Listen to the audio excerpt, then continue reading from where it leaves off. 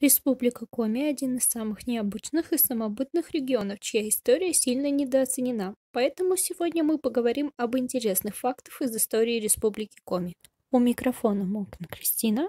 Поехали! Начнем мы с археологического памятника, расположенного в Троицко-Печорском районе – Медвежьи пещеры. Для тех, кто не знает, Медвежья пещера является самой крупной из известных на Печорском Урале. Общая длина ходов составляет 480 метров. Именно здесь были впервые найдены следы обитания человека на севере. Как показывают раскопки, древние коми охотились на мамонтов, волосатых носорогов, тигра-львов и диких лошадей. Особый интерес для археологов на севере представляет, как ни странно, лыжа. Возраст, который составляет 8000 лет, является самым ценным выставочным предметом, представленным в Национальном музее Республики Коми. Передний конец лыжи оснащен выступом, оформленным в виде головы лося. Этот выступ выполнял не только роль тормоза, но и ритуальные магические функции. А вы знали, что у древних коми был свой календарь? Это календарь охотничьего таежного населения, жизнь которого в значительной мере зависела от охоты. Все изображенные на календаре животные занимали важное место в быту и хозяйстве населения.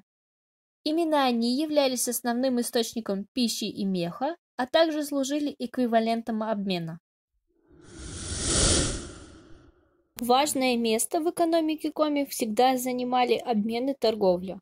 По количеству привезенных изделий первостепенное место занимали историко-культурные связи со славянами. Среди них наиболее ранние контакты были с новгородской землей, начиная с XII века. Именно через Новгород, выступавший как важнейший центр международной торговли, на европейский север попадали западноевропейские монеты. На протяжении почти 3 веков за власть на земле коми боролись Московское княжество и Новгородская республика. Но точку в данном, так сказать, состязании поставил Стефан Пермский, креститель коми и государственный деятель, первый епископ Пермский. Ему удалось договориться с новгородцами, что нападений с их стороны больше не будет. Так, Пермь негласно вошла в состав московского государства.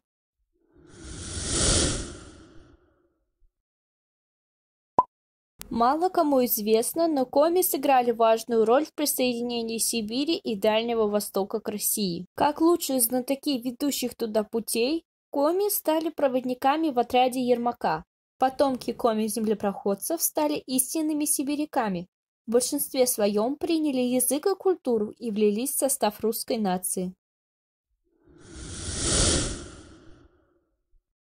Одним из исторических мест Коми является микрорайон под названием Париж. После победы в Отечественной войне 1812 года в Коми-край прислали попавших в плен французских солдат и унтер-офицеров. Местное население отнеслось к пленным доброжелательно. Французы научились изъясняться по-русски, бывали в гостях у местных жителей, отмечали праздники, а некоторые даже освоили игру на балалайке. С удалением французов на родину, за тогдашней окраинной столицей, где было временное пристанище французов, навсегда закрепилось манящее название Париж.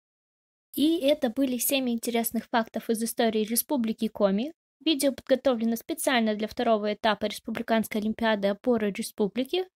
У микрофона была Мокн Кристина. Благодарю за внимание.